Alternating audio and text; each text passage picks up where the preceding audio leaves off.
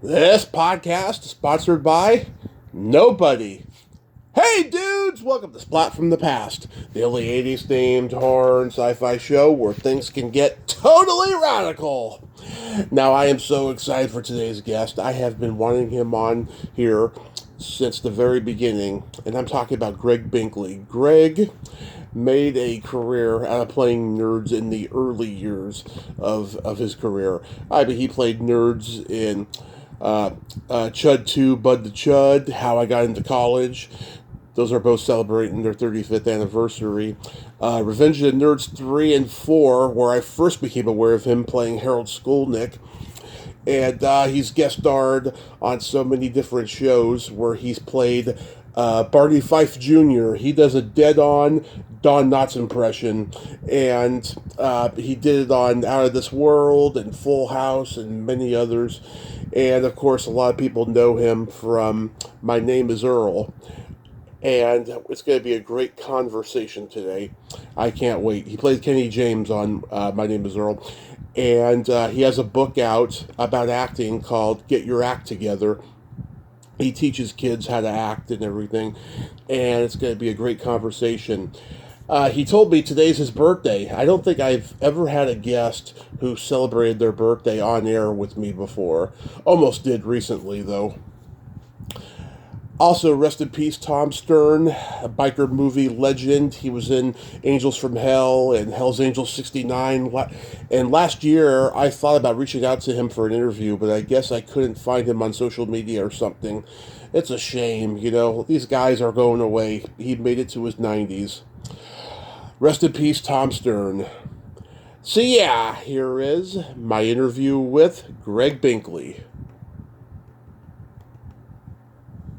Hey, Gregg, welcome to the show. How are you today?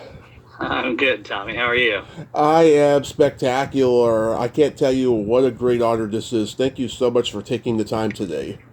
Hey, my pleasure. Hey, it's only my birthday. Who better to spend it with, right? Yes, happy birthday, Gregg. Yeah, thank you very much. Yeah, I'm gonna go to lunch here with my wife here in a little bit, but I'm glad to have a moment here to talk with you and get to know you a little bit. I appreciate you reaching out. Absolutely. So, going back in time, did you gravitate toward acting early on in your childhood? Yeah, I actually grew up in Topeka, Kansas, and when I was there, one of the teachers in my at my school was reaching out to me because he saw me acting kind of goofy around the school and thought I might be funny to if I played Snoopy in You're a Good Man, Charlie Brown. So he talked me into doing that. And that's how it started in eighth grade. That's when I first started acting and been at it ever since. I've been finding out more and more people did that Charlie Brown play in school than anybody. Oh, really? Yeah, Well, it's perfect for kids. All the main characters are kids, so it's perfect. absolutely. So you're born and raised in Kansas? Yeah, I grew up, like I said, in Topeka, and my parents grew up in a small town in Kansas, and then their kids went off to various cities from there, and I've actually been in Los Angeles for over 30 years, so Wow. my gosh, I might be pushing 40 years before too long. So I've been at it, but yeah, it was one of those things. I didn't really realize that I could be an actor, but as I was saying with your good man Charlie Brown, when I first got on that stage, I was just having such a great time. Just up there playing and singing and all that. The crowd response was really good, so I decided to continue, pursuing acting while I was in Kansas. I did things like forensics as a speech and drama competition against other schools, and have the lead roles in plays. And I actually write about this in my book. But at one point, the teacher brought in this local psychologist to teach us how all to not be nervous, because a lot of people are nervous, in front of audiences. And I wasn't really nervous, but I thought I would listen to whatever it is he had to say. And so he told us to get real quiet and look for this part in our stomach that when we get nervous excretes some sort of liquid, and that's what causes us to feel nervous. And if we could just control that, we wouldn't be nervous anyway. Long story short, he taught me how to be nervous. I'd never been nervous before, and now I'm literally getting sick before performances. So I kind of got away from acting after high school, went to the University of Kansas, but near the end of my time there, I realized I should be an actor, and that's what brought me out here. Yeah, well, you're in good company. A lot of great actors are from Kansas. Dennis Hopper, Dee Wallace, and several people. Yeah, yeah, great. Yeah, well, Paul Rudd's doing all right for himself too. Paul He's Rudd, from yeah. Kansas. Yeah. So, when you were in college, like, did you have any classmates that would go on to become successful? That's a good question. I mean, they were successful in other businesses, but not in acting. But yeah, I ended up being a resident assistant at the dorm where I was at the University of Kansas, and a lot of those people went on to do other things, and I was ended up being the resident director too, which actually is kind of interesting. At KU, all these big crazy college kids. I looked like I was about 10 years old, and I weighed about 110 pounds, and I was supposedly in charge of this place. But yeah, a lot of friends went on to do really well for themselves. But they spread across the country as I have done. So thankfully, through the miracle of Facebook, I can keep up with people and then meet people like you as well. Oh, thank you. Yeah, what year did you move to LA? 1987, yeah, a long time ago. 87. Yeah. Yeah. Did you do any stand up or improv? I got up there a few times to try to do stand up. It wasn't really in my blood. I don't think. I felt as though I could do it if somebody was writing the material for me. But I think I'm more of an actor. I need somebody to write the script for me. Matter of fact, I have somebody typing a script for me here as I'm speaking. Otherwise, I'd have nothing to say. Um, but so I could have probably done that, but I just didn't really feel the bug for that. But I know you did stand up as well, right? I did stand up for 10 years. Yeah. Wow. It's a tough thing to do, but the more you do it, Yeah. the better you get. Well, for sure. And I had a number of friends that are pretty successful stand-ups that I know pretty Mhm. well, and then they're still at it. Headliners and such. But it is definitely an art. I mean, I know the people, like I guess anything that people become good at. When you watch a really good stand-up, you think, oh, it's so effortless. You just go up there and tell jokes. But there's so many levels to the Yeah. skill that you have to handle to do it right. Yeah, absolutely. And what were you going up there doing your Barney Fife impression? Right. That was kind of the one thing I had to lean on. I kind of became known for acting like Barney Fife. Maybe some of the listeners at this point don't even remember the Andy Griffith Show. Certainly they must. But yeah, Don Knotts created this amazing character on the show, Andy Griffith Show, and the deputy. And so, actually, back when I was in Kansas, when I was in college, a couple times for Halloween, I dressed up like Barney Fife. I'm like, well, let me just go ahead and do that. That might be fun. So I didn't really know how to act like him, but there were friends of mine from high school that used to act like Barney Fife, and I realized, well, I could talk like that too, but raising the voice a little bit. And so little by little, I added the attitude. And so when I moved out to Los Angeles and I needed a job, there was a restaurant opening in Beverly Hills called Ed DeBevick's, which had become famous in Chicago Mhm. as a 50s diner where all the all the waiters were basically characters. Yeah.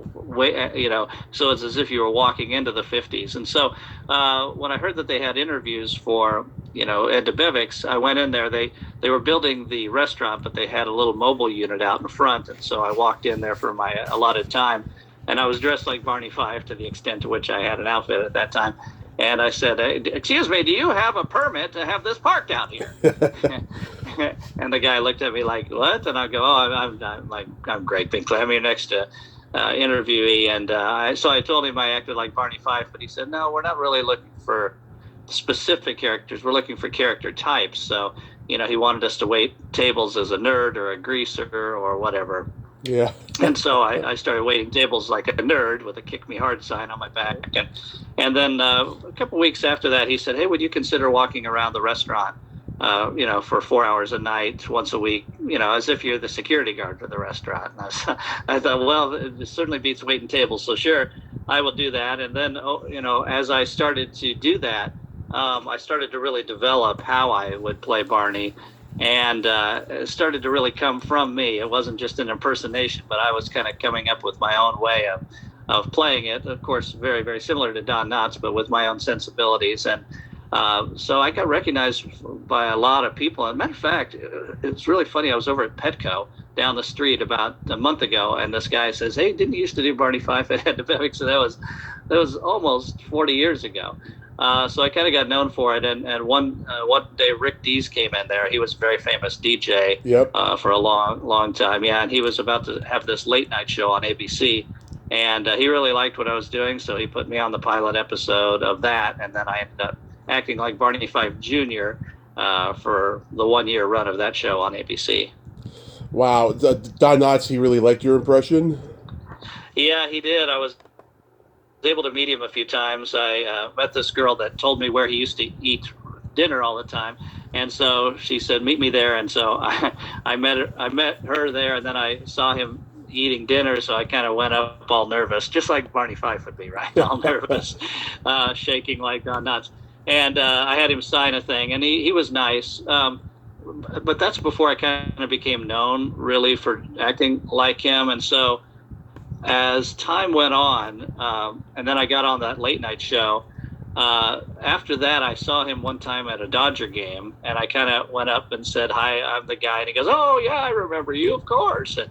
And then years later, I actually ended up playing Don Knotts in a movie about Three's Company. They did a behind the scenes of Three's Company. Right. And I ended up getting cast to play Don Knotts in the movie. And so when I went to the screening, my wife and I went into the screening, and there we were in the theater, and there's Don Knotts sitting by himself.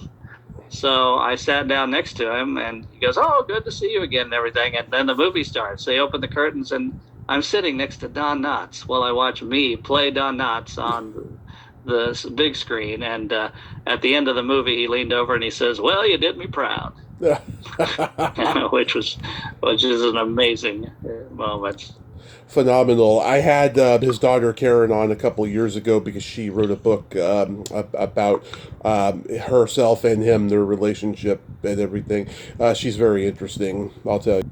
Yeah, All Tied Up in Knots, I think is what it was called. Yeah, right? all tied up in knots, exactly.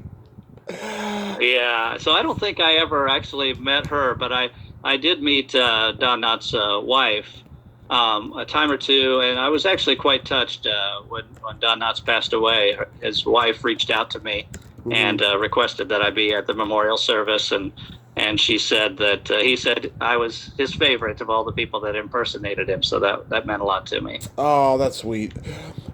You did an episode of Head of the Class. How was that experience?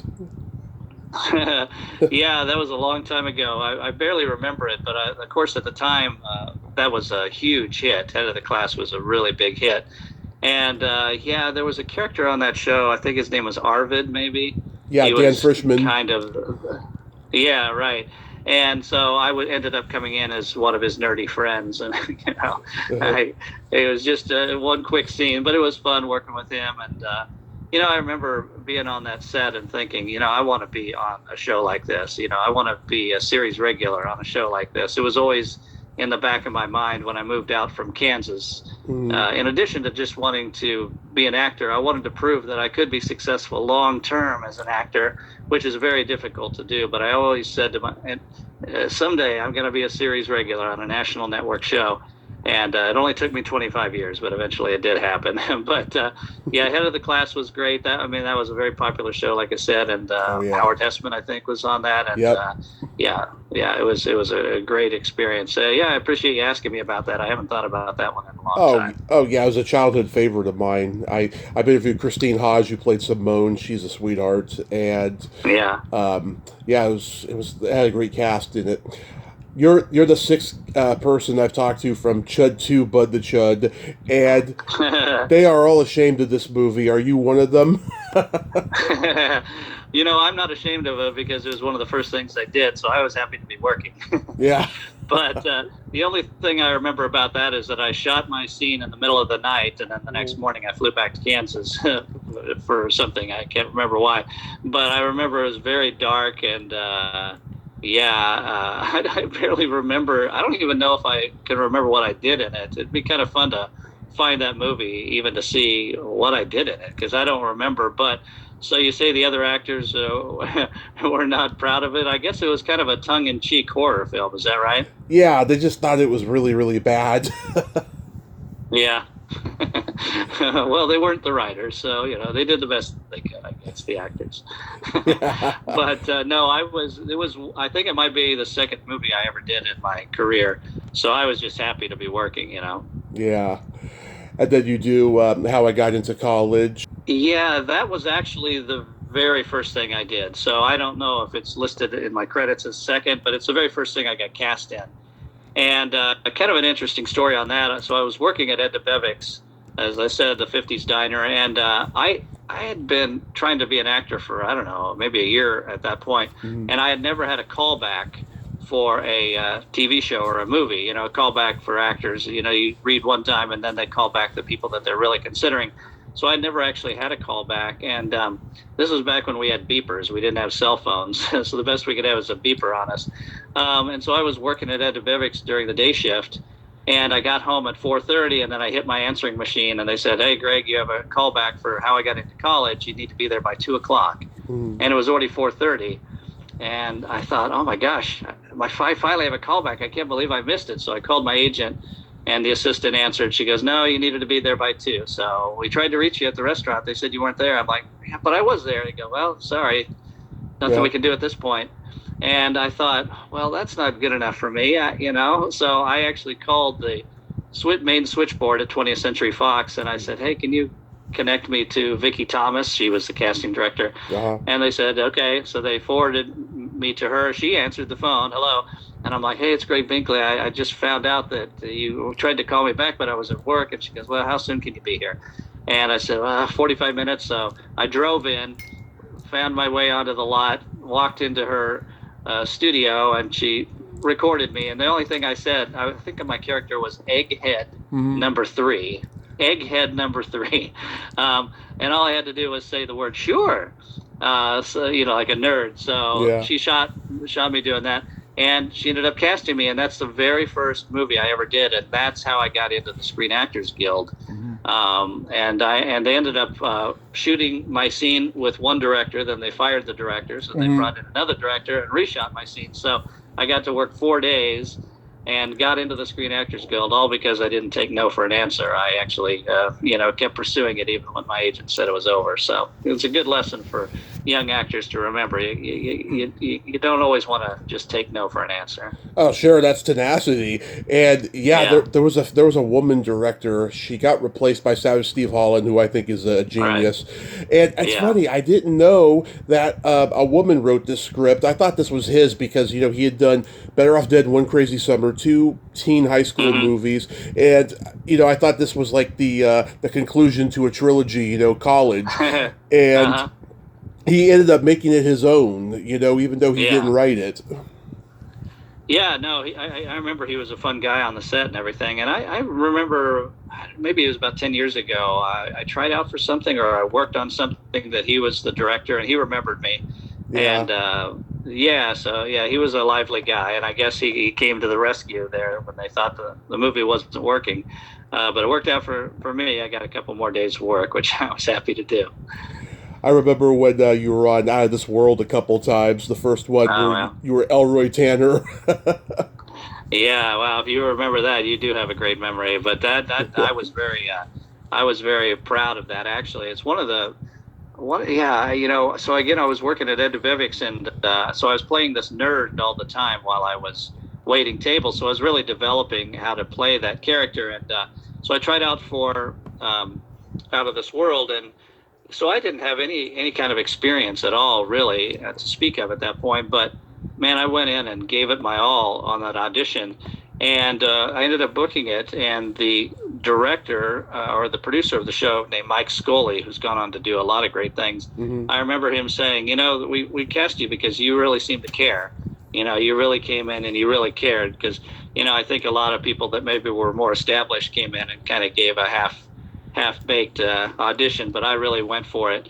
And so what happens in that episode is I play a nerd that, as it turns out, is from outer space. Yeah. Because the main character's dad was from outer space, and I guess she was from outer space. And anyway, I get her to take me to the dance. I'm a really clumsy nerd, and she ends up taking me to the dance, and then at the end I kind of go back into outer space. Well, I did a whole lot of pratfalls and stuff. There was a lot of comedic stuff that I had to do.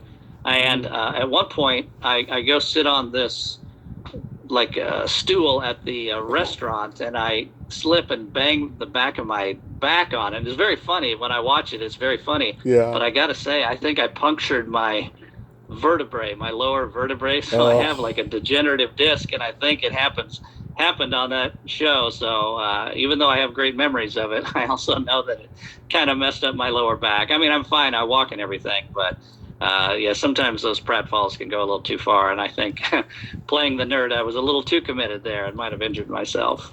yeah, yeah. Look at Jerry Lewis and Chevy Chase. They both became pill addicts because of all the falls they Right. took. Exactly. I understood, when I first heard about Chevy Chase taking pills, I was like, I don't believe that. But then after that, I was like, I think I can believe it because, man, Chevy Chase took some hard falls in the name of laughter. That's for sure. Yeah. So Yeah. I first became aware of you, in the Revenge of the Nerds sequels. Hmm. I remember being 9 and so excited that a new Nerds movie was out, even though it was a TV pilot. I Yeah. really enjoyed it, and I still do. So was it just an audition for you? Yeah, again, it goes back to Ed DeBevick. So one of the guy that was directing it was one of my regular customers, and so he liked me, and he really fought for me to have the lead role in that because I'm sure there were people more established that were trying out for it. And of course, I was a big fan of the movie, and I know you've interviewed Julia a few times. Oh, a bunch of Um, times. yeah, yeah, and so I was a big fan of the movie, and the fact that I was going to be the leader of the new generation of nerds was a pretty cool deal. Robert Carradine had made such a name for himself. Well, I guess he had a name before that, but it was just the way he portrayed that character, and I would be playing his nephew. Hmm. And so when I auditioned for it, I remember that moment I told you a little bit about before, about how I used to get nervous in high school. It started to come back to me because I was, trying out for the lead role in it could be a famous movie. But I just kind of got control of myself and said, no, look, the director likes you. You know how to play this character. Just tell the truth. And so, yeah, then I ended up trying out for it. And I booked it. And as I was mentioning, I have a number of comedian friends. Some of those came from working on that movie because while they had a few of us as actors, a lot of the other main nerds were pretty well-known comedians, John Panette and including, Henry yeah, Cho. right, yeah, John Panette especially, who I loved, and Henry is still a good friend. We ended up being roommates for a year on Hermosa Beach, right there on the Strand. He ended up, his roommate moved out, and he said, "Hey, I got an extra room if you want to move in." And so I got to know Henry real well, and yeah, let's see, Shy McBride had just moved here from Arizona. Hmm. He didn't get into comedy a lot, but he went on to many other things, Oh yeah. and series regular on multiple TV shows. But also, let's see, George Clooney's producer in all of his movies. Gosh, what's his name? It's not Oh, coming Grant to me right now. Heslov. Yeah, Grant Hesloff was also in the main cast, and yeah, I wish he would bring me in for one of George Clooney's movies. But yeah, so it was a really fun experience. I gotta say, it's just coming to the top of my mind. One memory I have of it, though, when we were shooting it, this is off topic of the movie, but I remember that's when we were shooting it. We were on set the day we found out Magic Johnson had AIDS, and Oh everybody was gathered around the TV. We assumed that he was probably going to die in 6 months, shit. and of course he got he continues to live. But that was one thing that struck me as I look back. But it was just such a great experience overall. We just had so much fun, and then working with Robert Carradine and Booger and all those people. And then I also ended up doing Revenge of the Nerds 4, Right. which was also a TV movie, which Nerds in Love, which was a lot of Hmm. fun. And at, The at the 3D time, movie. that's right, we shot in 3D. I remember we had a food fight as part of that movie. And so we had a lot of fun throwing food toward the camera, hoping people would feel as though they were getting hit by food in the theater. But that was also, like I said, a TV movie of the week. And unfortunately for the nerds, Fox decided to program that at the exact same time as whatever network was doing Stephen King's The Stand. Oh yeah, which ended up being the highest rated miniseries like of all time for a long time. So nobody watched the Nerds movie compared to The Stand, and so I did. yeah, well, I appreciate it, but unfortunately, they were planning on it being like a continuous movie, maybe one or two movies a year, but they stopped doing it after that. So, but I appreciate you watching, so thank you.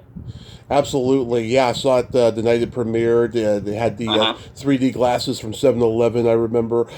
All right. Yeah, I've met Bobby Carradine and Curtis Armstrong at a con. Two very nice guys.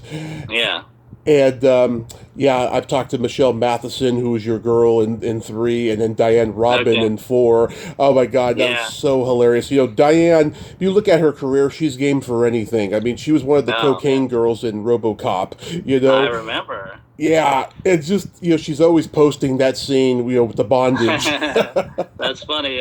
That's funny. You follow her, yeah, because she always links me when she posts that scene, and yeah, she was a lot of fun. Yeah, I was watching Die Hard. What you said it was Die Hard, right? RoboCop. I'm sorry, RoboCop. Not too long ago, and I was like, oh, that's Diane.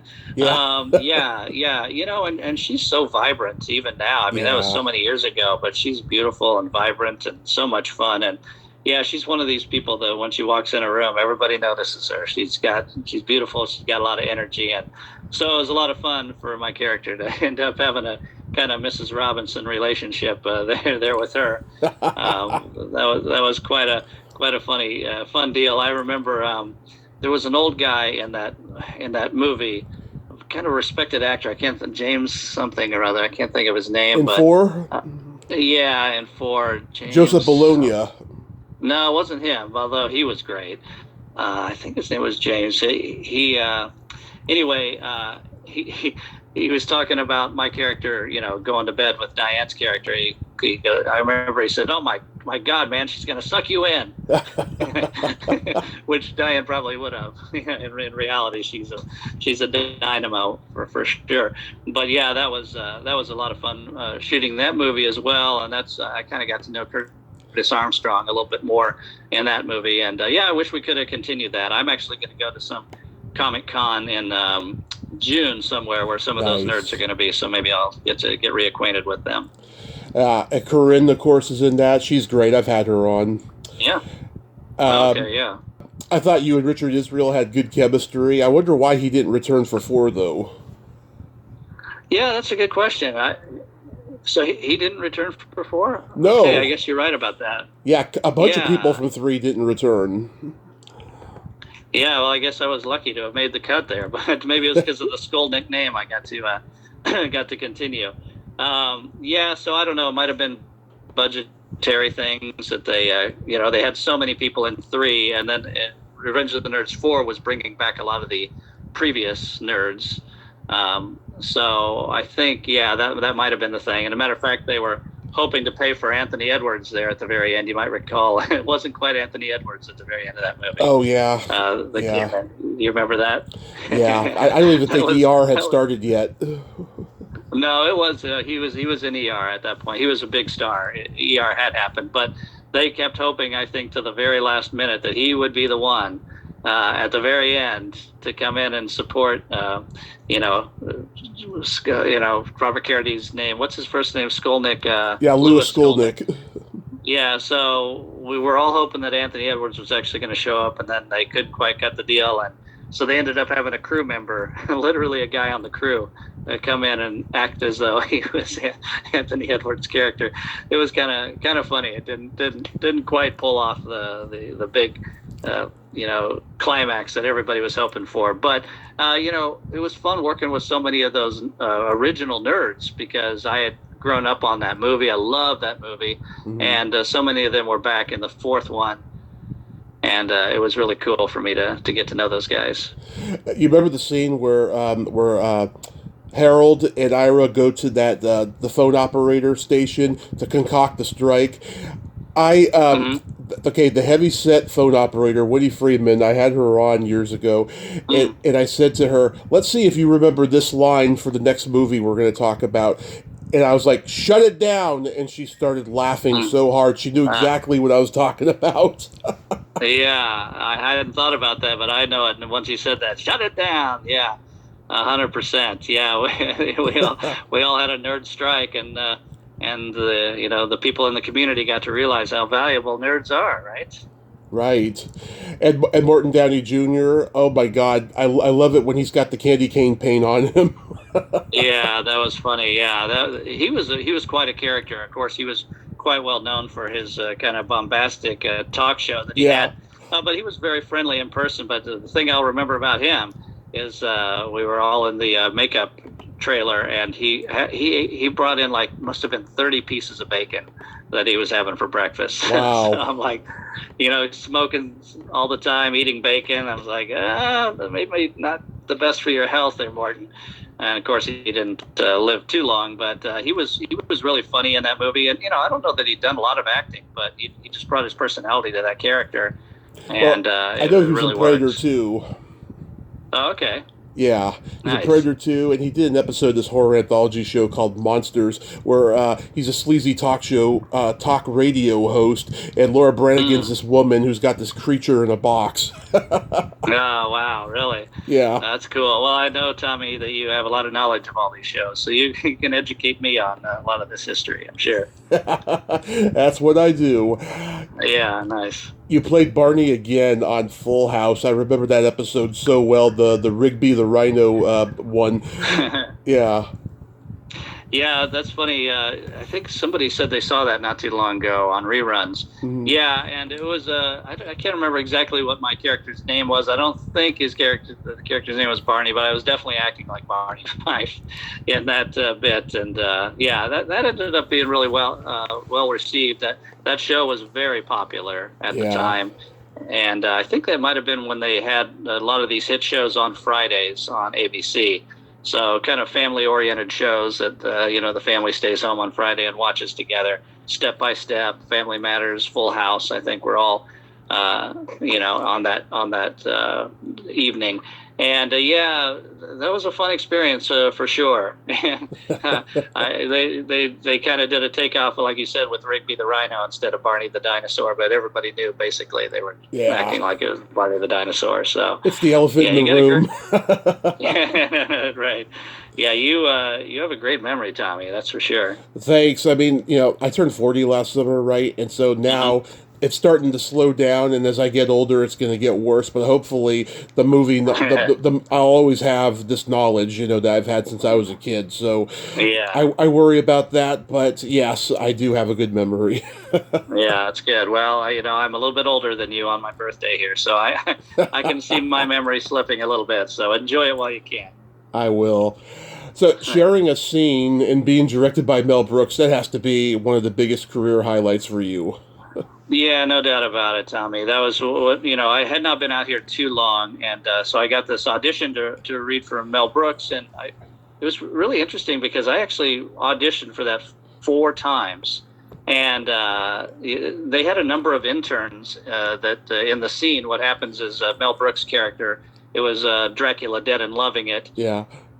He brings a whole lot of young interns into this room, and he is doing horrible things to some cadaver as he's opening the body and pulling all sorts of things out, and basically wants to get all the interns to collapse, by fainting. And he thinks he's got everybody fainted, and then you see me come around from behind him. I'm still standing, Professor Van Helsing. And he's like, "Oh, Woodbridge, good for you." And he brings me over. And then he takes a big mallet and cracks the cadaver's head open and throws the brain at me. And that causes me to fall over and faint. But so I auditioned a number of times, and it was so amazing for me to be in the room with Mel Brooks and then to get the job. Like I say, a number of those interns went on to pretty good success.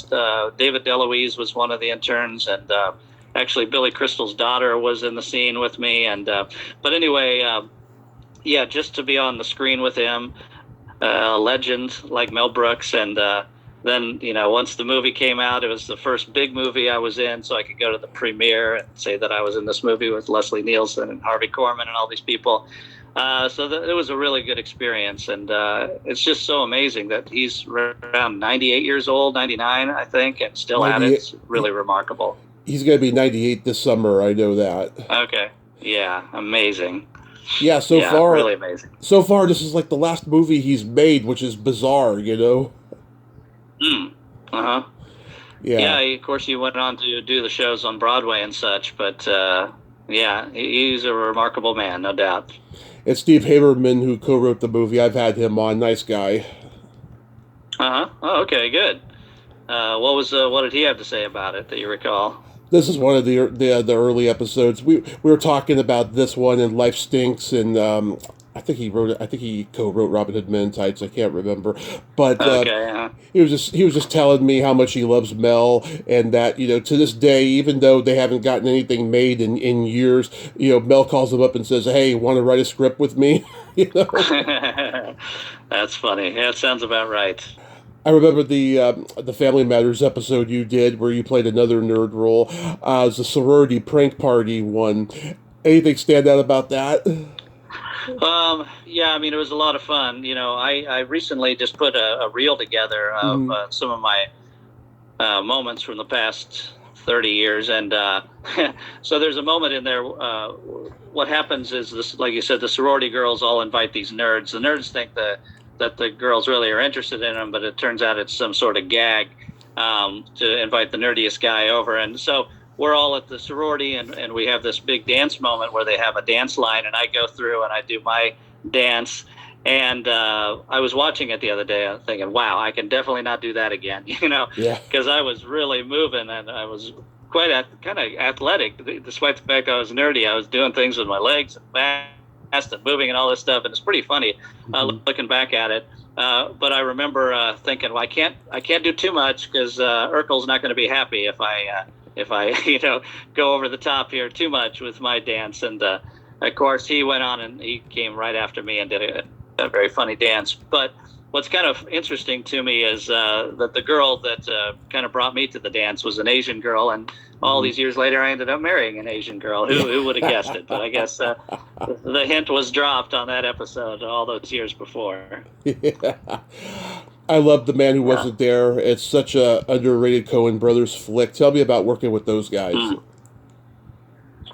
Well, you know, the thing about that is, you know, I had never met the Coen brothers before, and I just remember when I went into the audition, I got a call back, and then I go in to actually meet them, just how excited they were to be making a movie together.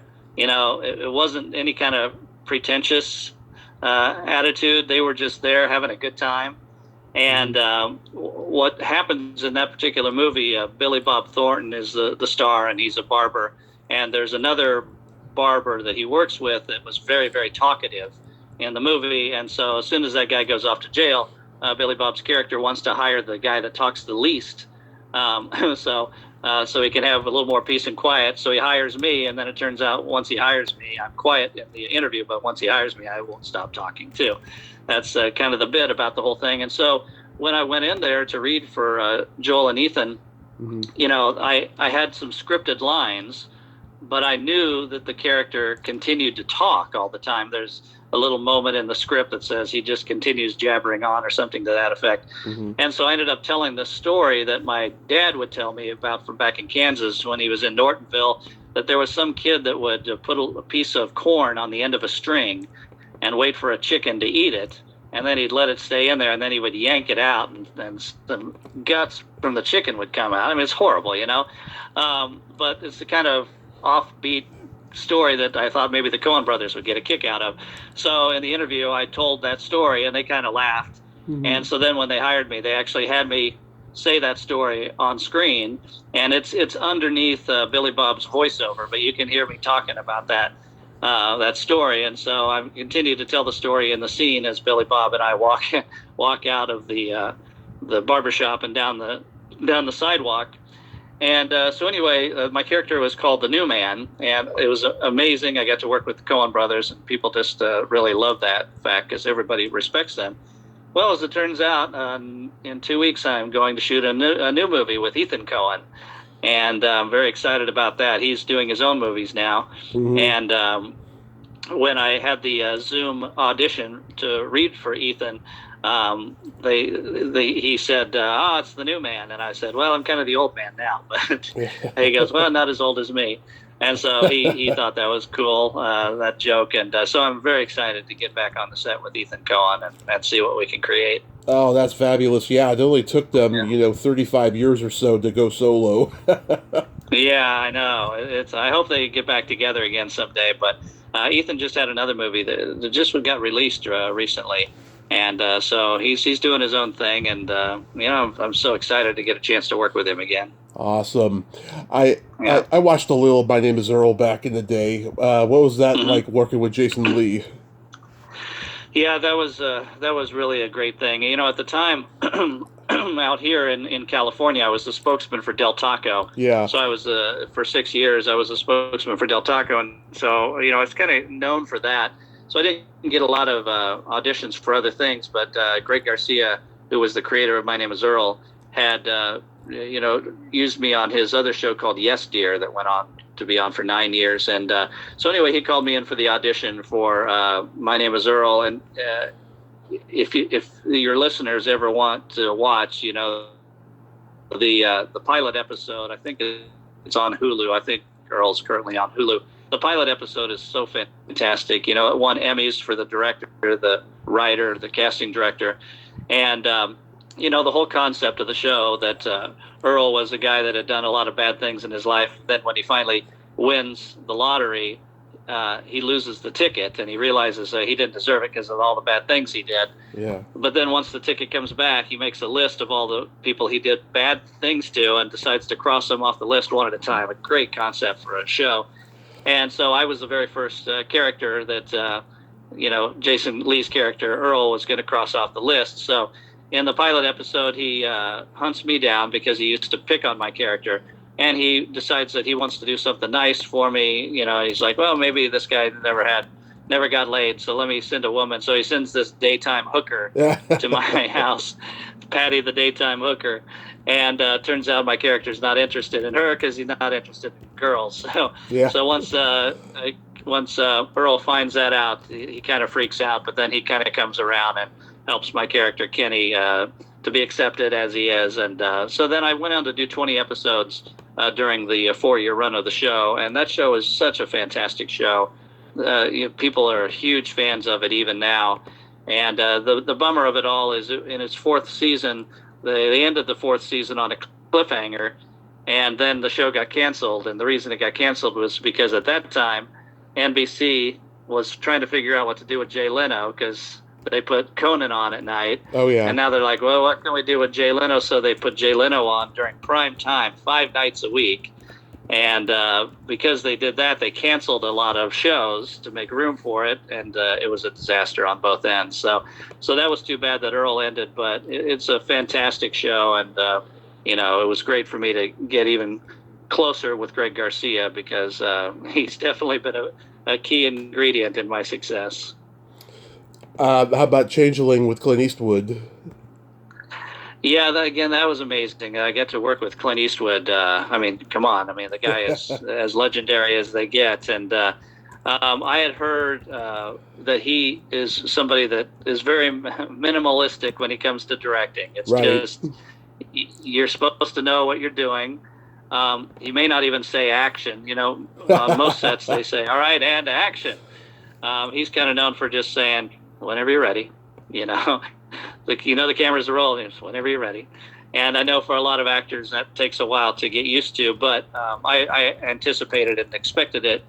But the other thing is he's pretty much, if he gets what he wants in one take, he just moves on. Mm-hmm. So for a lot of actors, they don't like that because they like to have the warm up. The first couple of takes, you're kind of getting used to what it is you're discovering in the scene, but for him, it's like, all right, good enough. We're moving on. So he works so efficiently, similar to the Coen brothers. The Coen brothers were very organized, so we weren't on the set very long. And yeah, Clint Eastwood, he just gets right to it, and he was very nice, very friendly, very down to earth. Definitely, again, no pretentiousness to his personality at all. And it's quite an honor. It's one of those things. It seems like once a decade, for a while, I got to be directed by a legend. It was Mel Brooks, and then the Coen brothers, Clint Eastwood, Woody Allen. Like every 10 years, somebody legendary like that I get to work with. Oh, what did you work with Woody on? Yeah, it was called Cafe Society, Oh, and okay. yeah, so Steve Carell was in it. A number of big, well-known actors. What's his name? Jesse Eisenberg. Yeah. Yeah, he was in it. You know what's interesting about it, though, Tommy, is originally Bruce Willis was cast in it. And so I was so excited to work with Bruce Willis. I'm like, oh, this is fantastic. And so I actually rode over to the set with him, and I kind of struck up a conversation with him. And he was nice and everything, kind of subdued. But then what happened was, like, about a week into the shooting, they fired him, and they ended up bringing Steve Carell in, and I got to reshoot my scenes with him, and that was really cool. Wow, so Bruce Willis got replaced. I never heard him getting replaced on anything. Yeah, yeah, it was kind of a big deal at the time, but unfortunately, I guess it's just whatever disease he has was starting to take effect on him a little bit. That's sad. So Yeah, for sure. so you've written this book, Get Your Act Together. What made you want to write it? Yeah, it's one of those things I've had in mind for a long time. I always thought, when I moved out from Kansas to California, I wanted to prove that I could be successful, long term in this most difficult profession to be successful in. Yeah. And one of the things I did was, I grew up listening to, kind of self-help or success tapes my dad would listen to, because he never went to college, and he ended up, having a couple of Goodyear tire stores and stuff. He did all right for himself. And so I would listen to those and try to motivate myself. And so that's kind of how I was able to be successful as an actor long term. But then I also realized that you can apply acting techniques to your life. And so the book is kind of a combination of those two: get your act together, finding success in acting and life. And it kind of goes through my career, how I was able to do it, but also the techniques that I used to be a successful actor. And I coach actors now too. So a lot of the stuff that I talk about in the book are things that I've helped others do. So, it's very exciting. It's something I had in mind for a long time, and was able to get a number of people like Bryan Cranston to endorse the book, which Nice. Was really an amazing thing. So the book's really doing well, and I'm excited to have it out there. It's on Amazon right now. It's and I love that people are really enjoying it. Not just actors, but even non-actors are getting things for their life. So it's been a long time coming, but I'm very happy and proud that I finally released it. That is fabulous. How long did it take to write? Well, it's been on my mind for probably 10 years, but, I've never written a book before, so I didn't even know how to do that. So I was a little intimidated by it. Little by little, I would chip away, and try to, really streamline what my thought pattern was and what it is I wanted to share. But then last year, when we were on strike, the actors were on strike, the writers were on strike, I thought, well, I don't have any auditions. I'm not working. Let's just get this done. And so I really focused, and it was really amazing how the whole thing came together. And so I would say I've kind of been at it for 10 years, but really the last year I really buckled down and narrowed down how I wanted to convey the message, what it is I wanted to say, and what stories I would use in each chapter. And then after I sent it off and got Bryan Cranston's endorsement, I tweaked a few things, and I'm really happy with the way it turned out. Outstanding. So it's on Amazon and your website? Yep. Yes, you can on my website, GreggBinkley.com has the link for the book, but it is on Amazon as well. And I post things on Instagram from time to time as well that leads people to where they can get the book. And do you have any other upcoming roles or anything? Well, the Ethan Coen one is the one I'm excited about shooting in a couple of weeks. The strike was quite a jolt to our industry. Right. So it's taken a while for the industry to really come back. But yeah, I'm excited to start working again. I think a lot of TV shows are kind of dragging coming out, but this summer it's supposed to really pick up, and we'll see what happens. In the meantime, I'm going to continue to coach and speak around the country, and see what develops from here on out. It's been a long journey so far, but I think I got a long way to go. Beautiful, yes, and I know you're going to keep going far, Greg. And I'm so glad you came on today. Happy birthday! This has been just a total dream for me. And be safe out there. Well, all right, Tommy. Thank you so much. You take care as well. You too. Bye bye. Well, there you have it. Gregg Binkley. Ain't he a cool dude? Oh, what a nice guy, huh? And he's very passionate about what he does. And he was very complimentary to me. Sorry for the technical difficulties we had. That happens occasionally, whether it's on landline or it's on Facebook Messenger call. Well, until next time, this is Tommy Throwback Kovac saying, there's no shame in living in the past because the present sucks. Later, dudes.